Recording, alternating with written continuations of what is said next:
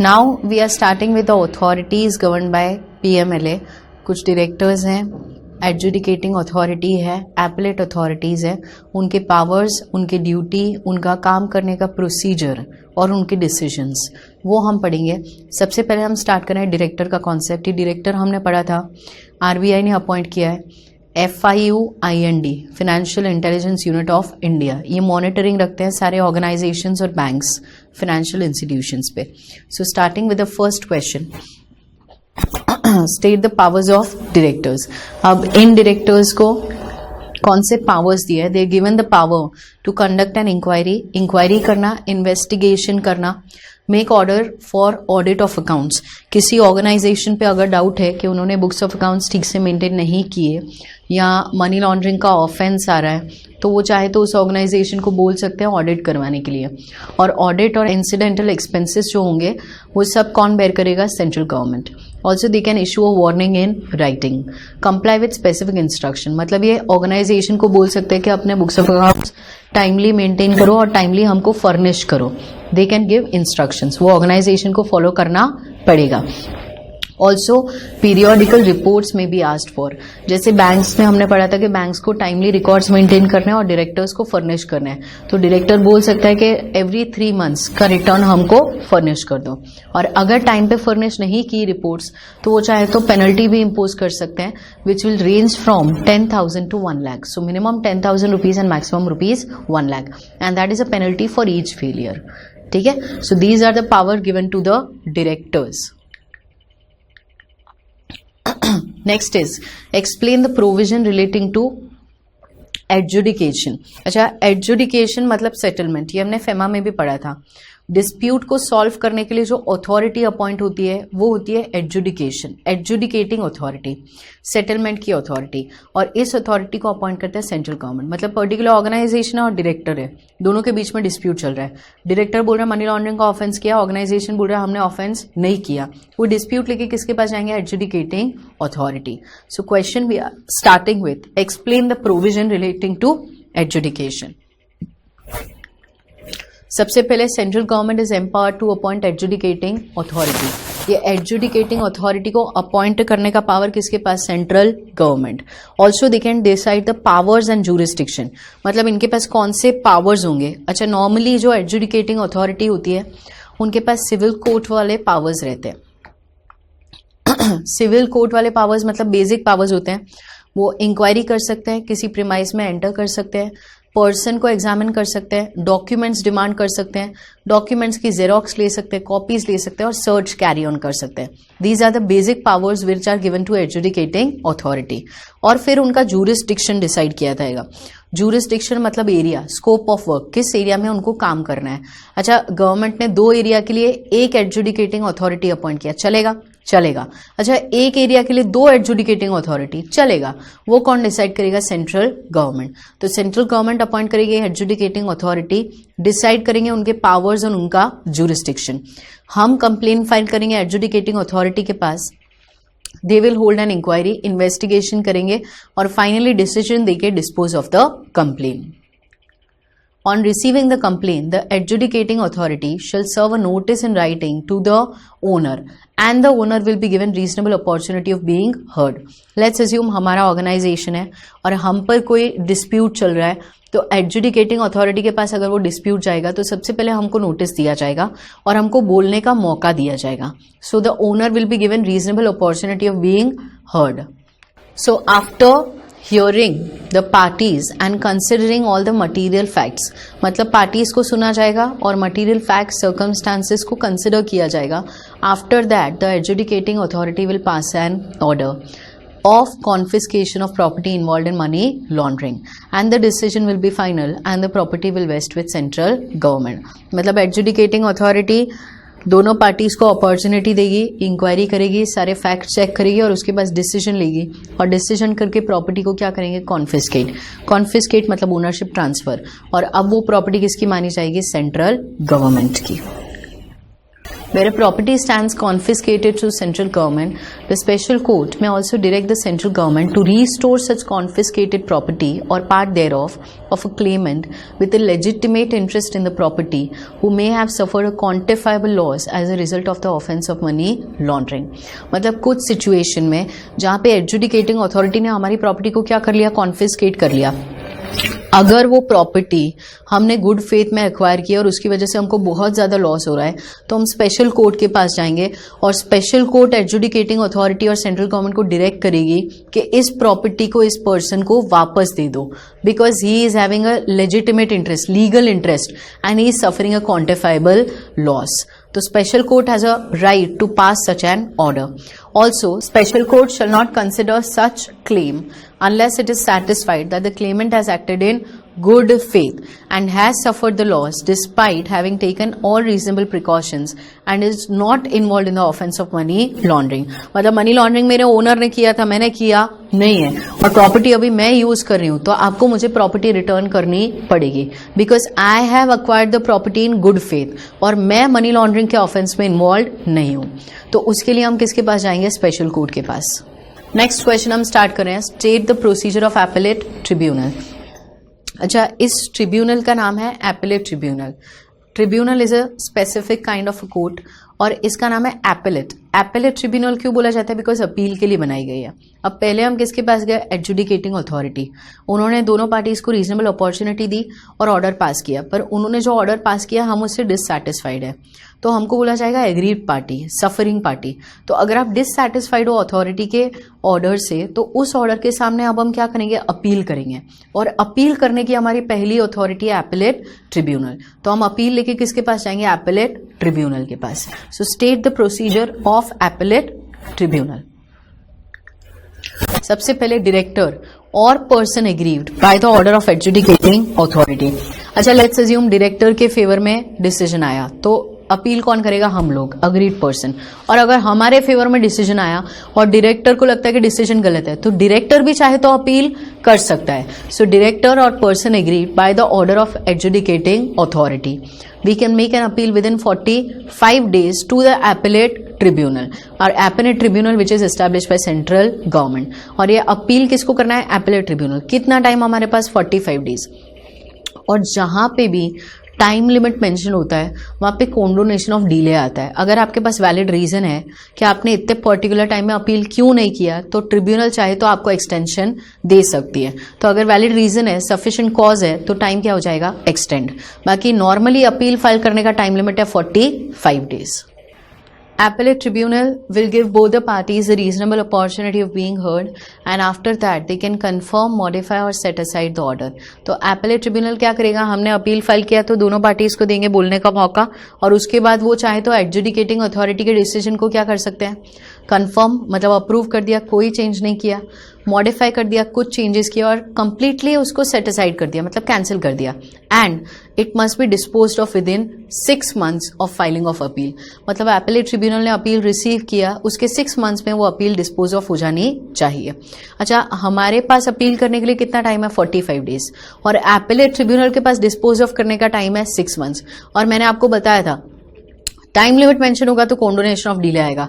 तो अगर 6 months हो गए पर किसी वैलिड रीजन से वो अपील कंप्लीट नहीं हो पाई, तो एपेलेट ट्रिब्यूनल को उसका एक रीजन देना पड़ेगा. So condonation of delay is also allowed.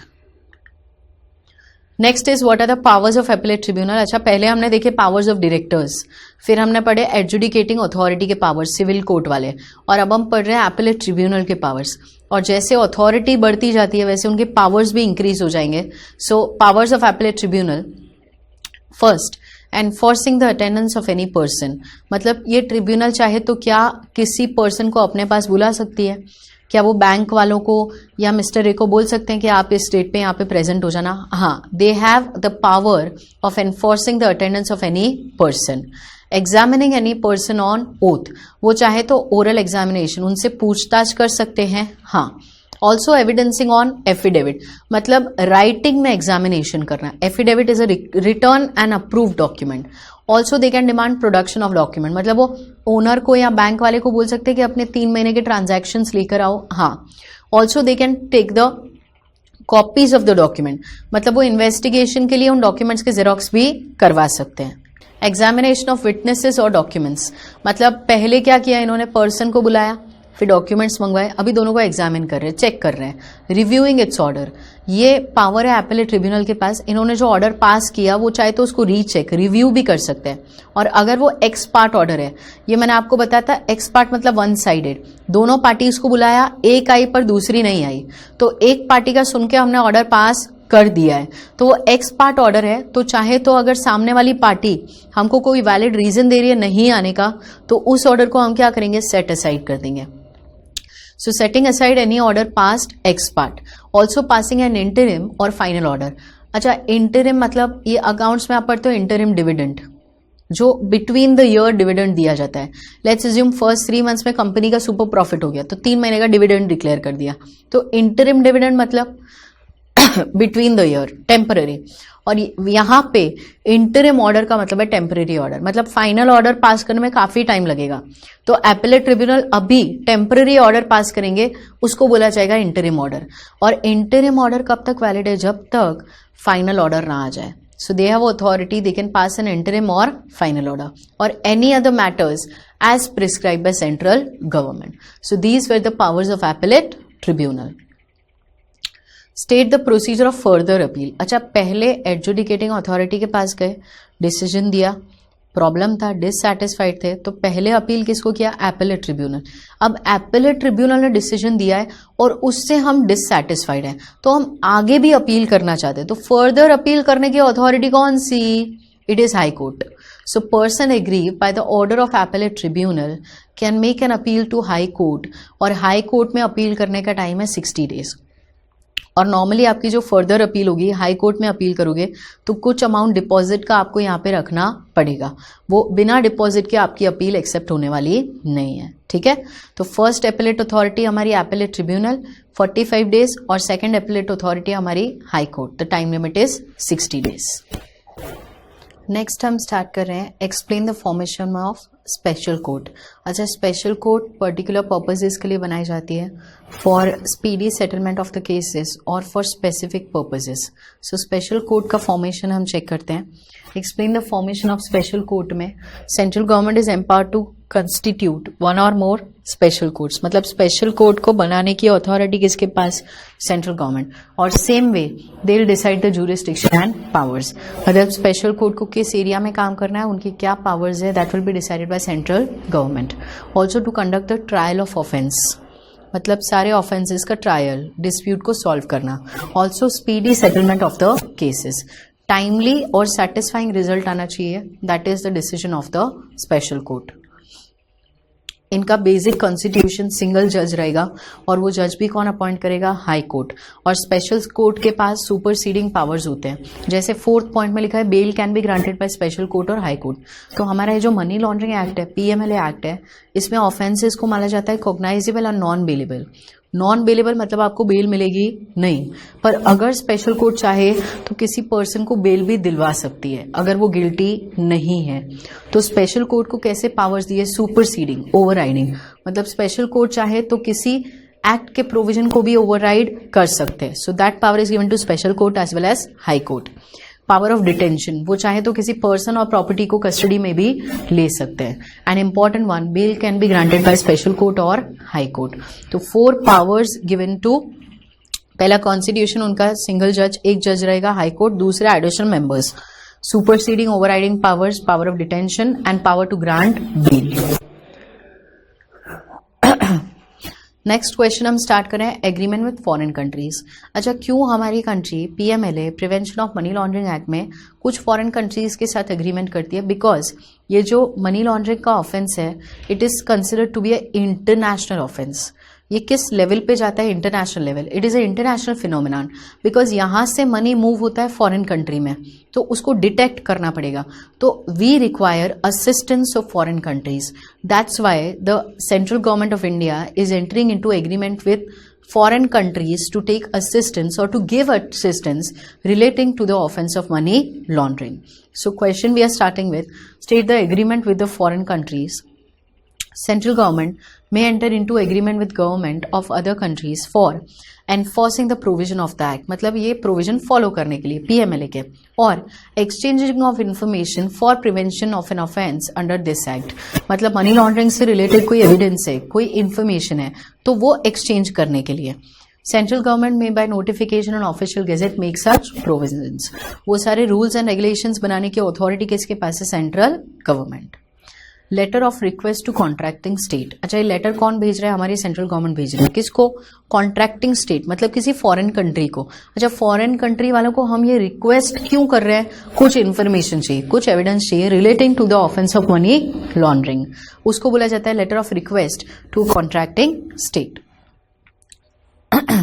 Issue of letter of request to a court or authority in the contracting state to examine the facts and circumstances of the case, examine करने के लिए take such steps as the special court may specify in such letter of request and forward all the evidence so taken or collected to the special court issuing such letter of request। ये issue letter हम भेज रहे हैं, हम contracting state वो foreign country को बोल रहे हैं कि facts and circumstances को एक बार examine करो, कुछ स्टेप्स लो जो स्पेशल कोर्ट बोल रही है, पर्सन को इम्प्रिजन करना, कस्टडी में लेना, प्रॉपर्टी को कस्टडी में लेना, सीज कर देना, और जो भी एविडेंस मिल रहा है वो हमको सेंड करो। तो ये रिक्वेस्ट लेटर हम भेजेंगे कॉन्ट्रैक्टिंग स्टेट को। Letter of request shall be transmitted in such a manner as the central government में स्पेसिफाई। तो कैसे ट्रांसमिट करना है, किसको ट्रांसमिट करना है, that will be decided by central government. Then every statement recorded और डॉक्यूमेंट और thing received shall be deemed to be the evidence collected during the course of investigation. मतलब इसमें जो भी हमको स्टेटमेंट मिलेगा, इंफॉर्मेशन मिलेगी, माना जाएगा कि ये एविडेंस है जो हमने इन्वेस्टिगेशन के प्रोसीजर में कैरी ऑन किया है। When application is received by special court that an evidence is required in respect of investigation, मतलब एक डायरेक्टर है या इन्वेस्टिगेशन ऑफिसर है जिसने स्पेशल कोर्ट को बोला है कि हमें ये पर्टिकुलर एक्स कंट्री से ये एविडेंस चाहिए और उनके पास ये एविडेंस अवेलेबल है, तो स्पेशल कोर्ट ऑर्डर करेगी उस कॉन्ट्रैक्टिंग स्टेट को और उनको सेंड करेंगे letter of request. From whom ये लेटर किसने दिया? इन्वेस्टिगेटिंग ऑफिसर ने दिया, और any officer superior to the investigating officer. Opinion of officer that such evidence may be available with the contracting state, so he has a reason to believe कि उस foreign country के पास ये evidence available है। And letter to whom? To a court or an authority in the contracting state competent to deal with such a request। तो ये हम उस foreign country में भेजेंगे competent authority को जो इस केस में हमको help करेंगे, deal करेंगे। ठीक है, नेक्स्ट हम स्टार्ट करें असिस्टेंस टू कॉन्ट्रैक्टिंग स्टेट। अच्छा पहले हमने रिक्वेस्ट किया, अब इसमें क्या हो रहा है? उल्टा हो रहा है। वो फॉरेन कंट्री हमको रिक्वेस्ट करिए कि कुछ इन्फॉर्मेशन और एविडेंस ला कर दो, तो हम उनको असिस्ट कर रहे हैं, हेल्प कर रहे हैं। So there is some assistance given to the contracting state. Where a letter of request is received by the central government from a court or authority in a contracting state requesting for investigation into an offence or proceeding under this act. So central government may forward such letter of request to the special court or an authority under the act as it thinks fit for execution of such request in accordance with the provisions of this act, or as the case may be any other law for the timing in force। मतलब उस country ने letter भेजा है central government को, India के central government को, और वो अगर चाहे तो स्पेशल कोर्ट को वो लेटर फॉरवर्ड करेंगे और फिर बोलेंगे कि आप असिस्टेंस किसको दे दो? फॉरेन कंट्री को। Letter of request from contracting state, ये किसने रिसीव किया? Central government. कहां से रिसीव किया? कॉन्ट्रैक्टिंग स्टेट, किसी फॉरेन कंट्री से। For request for investigation into an offence or proceeding under the act, उन्होंने रिक्वेस्ट किया कि इस पर्टिकुलर ऑफेंस, इस पर्टिकुलर पर्सन के ट्रांजैक्शन को आप मॉनिटर करो। फॉरवर्ड किसको करेंगे हम? Special court or to any authority under the act as it thinks fit for execution of such request. ठीक है, पहले हमने रिक्वेस्ट किया था, फिर कॉन्ट्रैक्टिंग स्टेट रिक्वेस्ट कर रहा है। नेक्स्ट क्वेश्चन हम स्टार्ट करें ऑफेंसेस और पेनल्टीज का। हमारे पीएमएलए का लास्ट क्वेश्चन है offences and penalties in the PMLA. Firstly we are starting with the penalties. So question is state the penalties under PMLA 2002। First is the punishment for vexatious search. It means बिना valid reason के, बिना reason to believe के आपने search कर दिया बिना valid reason, so that is govern by section 62। Any authority exercising powers under the act or any rules made thereunder, who without reasons recorded in writing, बिना reason record किए search करने चले गए. So searches or causes to be searched any building or place, or detains or searches or arrest any person shall for every such offence be liable on conviction for imprisonment for a term of which may extend to 2 years or fine which may extend to 50,000 rupees or both. अगर आपने बिना valid reason recorded in writing search carry on किया किसी premise establishment पे या किसी person को arrest कर दिया तो फाइन इम्पोज होगा. अच्छा, ये फाइन नॉर्मल पर्सन के लिए नहीं पर ऑफिसर के लिए है जिसने बिना रीजन के सर्च किया है, तो उसके लिए इम्प्रिजनमेंट आएगा मैक्सिमम 2 years, फाइन मैक्सिमम 50,000 और both. Next is a punishment for false information or failure to give information. या तो आपने गलत इन्फॉर्मेशन दिया या आपसे इन्फॉर्मेशन मांगा, डॉक्यूमेंट मांगा, आपके पास था फिर भी आपने दिया नहीं, तो उसके लिए पनिशमेंट गवर्न होगी सेक्शन 63 में. Any person who wilfully and maliciously give false information and so causing an arrest or a search to be made under this act on conviction to be liable for imprisonment for a term which may extend to 2 years or fine which may extend to 50,000 rupees or both. Same है, गलत information दिया, पता था सही फिर भी गलत बोला या बताया ही नहीं, तो इम्प्रिजनमेंट कितना आएगा 2 years, फाइन 50,000 और both. So imprisonment and fine remains same. If a person being legally bound to state the truth of any matter relating to an offence refuses to answer any question put to him by an authority in the exercise of its powers under the act, मतलब सच का पता था, बताना चाहिए था, फिर भी आपने बताया नहीं, or refuses to sign any statement made by him in the course of proceeding under this act which an authority may legally require to sign. आपसे रिटर्न स्टेटमेंट लिया, आपने हाँ बोला, फिर भी उस स्टेटमेंट पर साइन नहीं किया. और to whom a summon is issued under section 50 either to attend or give evidence or produce books of accounts or other documents at a certain place and time, omits to attend or produce books of accounts or documents at the place or time. Documents मांगे थे, books of accounts मांगे थे, records मांगे थे, पर वो person ने submit नहीं किए. फर्स्ट पॉइंट में क्या था कि उसको बताना चाहिए था पर बताया नहीं. सेकंड पॉइंट में था साइन करना चाहिए था पर किया नहीं. और थर्ड पॉइंट में डॉक्यूमेंट देना चाहिए था पर दिया नहीं. तो तीनों सिचुएशन में पेनल्टी इंपोज होगा नॉट लेस देन ₹500, मतलब मिनिमम 500 और maximum ₹10,000 for each such default और फेलियर. पर ये फाइन इम्पोज करने से पहले, पेनल्टी पे करवाने से पहले आपको पार्टी को बोलने का मौका देना पड़ेगा. So no order unless this section under this section shall be passed by an authority unless the person on whom the penalty is proposed to be imposed is given an opportunity of being heard. तो penalty impose करने से पहले भी आपको क्या देना पड़ेगा? opportunity of being heard. Next is cognizance of offence govern by section 64. Simple है, यहाँ पे पीएमएलए का जो भी डिस्प्यूट है वो हैंडल करने की अथॉरिटी किसको दी है? कुछ लोगों को. जैसे एडजुडिकेटिंग अथॉरिटी है, एपेलेट ट्रिब्यूनल है, हाई कोर्ट. तो कोई भी नॉर्मल रेवेन्यू या सिविल या क्रिमिनल कोर्ट इसमें इंटरफियर नहीं करेगी. तो अगर एक पर्सन है मिस्टर ए, वो पीएमएलए का ऑफेंस लेके चले जाते हैं सिविल कोर्ट के पास, तो क्या सिविल कोर्ट उस डिस्प्यूट और उस केस को एंटरटेन करेंगे? नहीं. सिविल कोर्ट के पास वो अथॉरिटी नहीं है अनलेस उनको वो केस हैंडल करने को कौन बोले? Central government. So no court shall take cognizance of any offence under section 62 और subsection 1 of section 63 except with previous sanction of central government. तो मतलब कोर्ट के पास ये ऑफेंसेस हैंडल करने की अथॉरिटी नहीं है unless it is specified by central government. Next question is what is a offence? What if the offense is done by companies under PMLA Act 2002?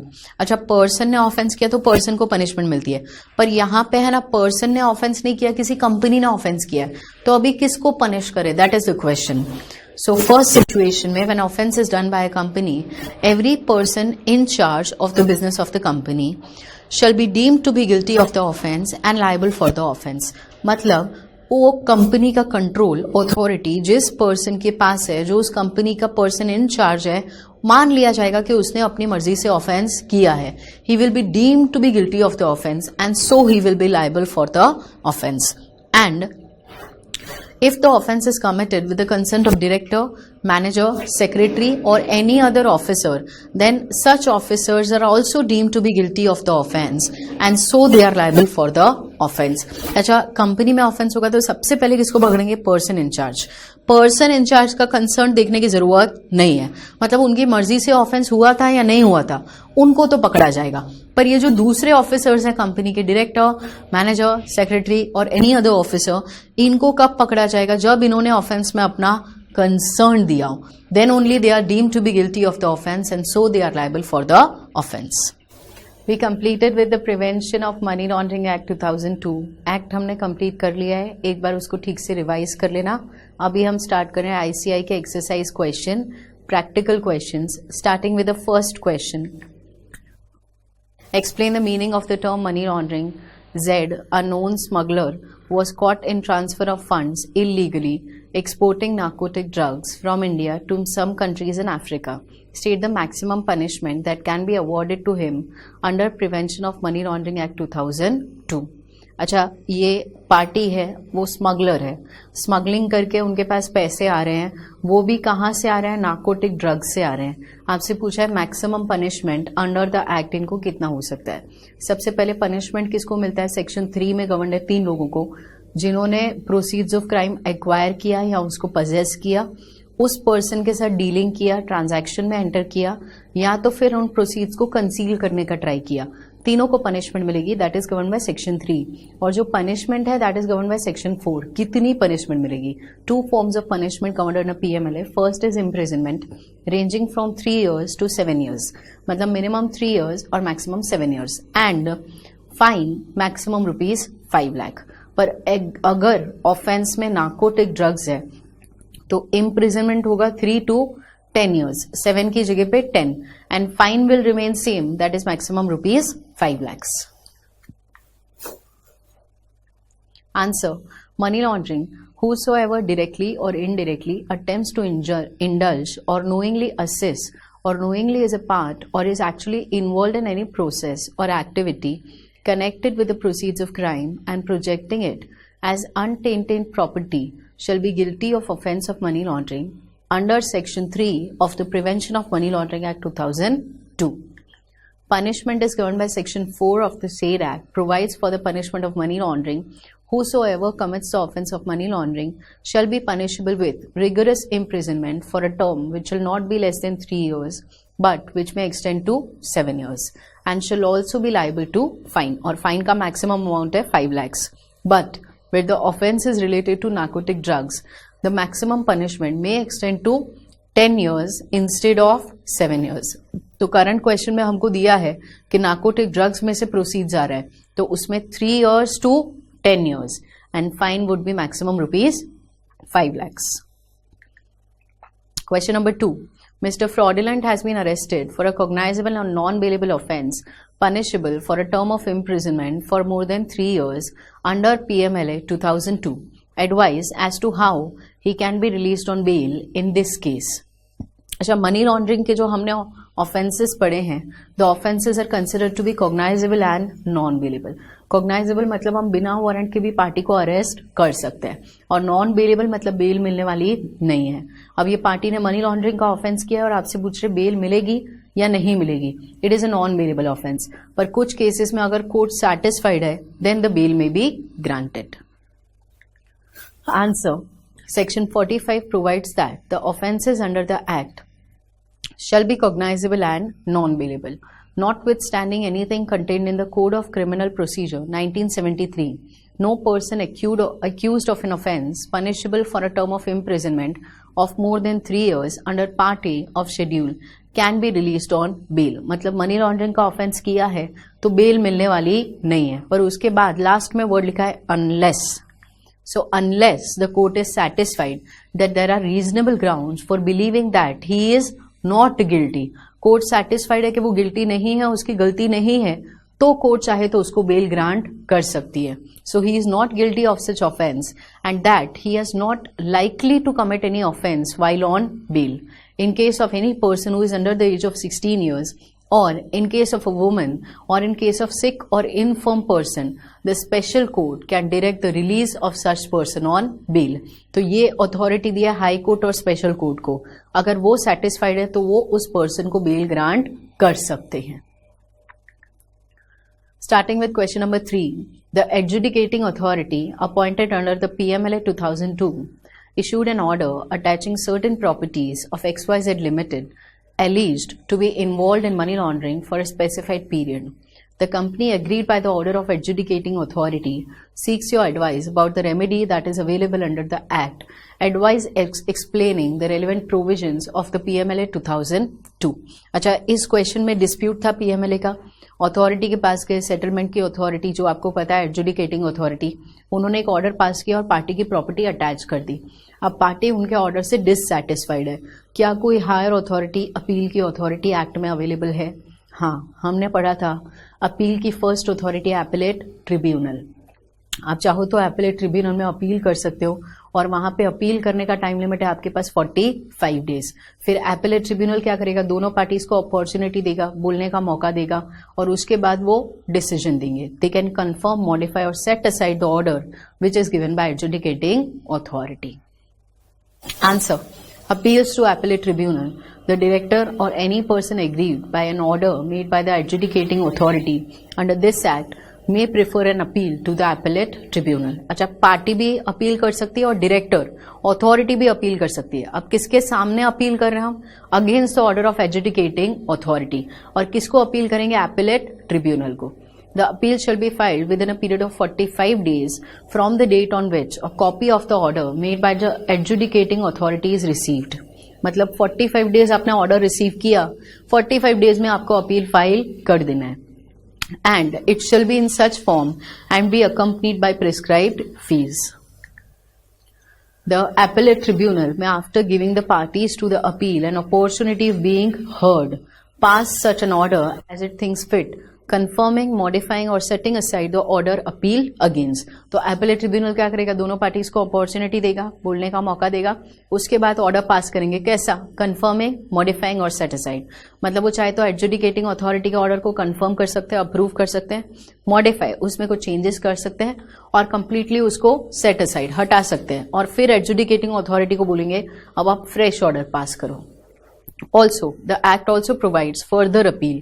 Any person aggrieved by any decision or the order of appellate tribunal may file an appeal to High Court within 60 days from the date of communication of order of the appellate tribunal. तो अगर adjudicating authority के decision से problem है तो पहली appeal की authority हमारी appellate tribunal, और वहां पे अपील करने का टाइम कितना है हमारे पास? 45 डेज. फिर एपेलेट ट्रिब्यूनल ने जो ऑर्डर पास किया, अगर आपको उससे भी प्रॉब्लम है तो एक फर्दर अपील भी अवेलेबल है. कहां पे अपील कर सकते हो? High court. और हाई कोर्ट में अपील करने का टाइम लिमिट है 60 days. Question number 4. Mr. Gambler has been arrested for a cognizable or non-bailable offence punishable for a term of imprisonment for more than 3 years under PMLA 2002. He seeks your advice as to how can he be released on bail. Advise him. अच्छा, फिर से ये person है जिसने money laundering का offence किया है, imprisonment more than 3 years है और बेल चाहिए. इनको मिलेगी या नहीं? हमने पहले भी पढ़ा था कि मनी लॉन्ड्रिंग का ऑफेंस कैसा है? Cognisable and non bailable. Cognizable मतलब बिना वारंट के भी हम अरेस्ट कर सकते हैं और नॉन बेलेबल मतलब बेल मिलने वाली नहीं है. पर अगर कोर्ट सेटिस्फाइड है कि वो गिल्टी नहीं है और the person is below 16 years, inform है, अनसाउंड माइंड का, और वुमन कुछ केसेस में स्पेशल कोर्ट के पास अथॉरिटी है, वो चाहे तो बेल ग्रांट कर सकते हैं. Answer. In accordance with the provisions of PMLA 2002, the offences under the Act shall be cognizable and non-bailable, notwithstanding anything contained in the Code of Criminal Procedure 1973.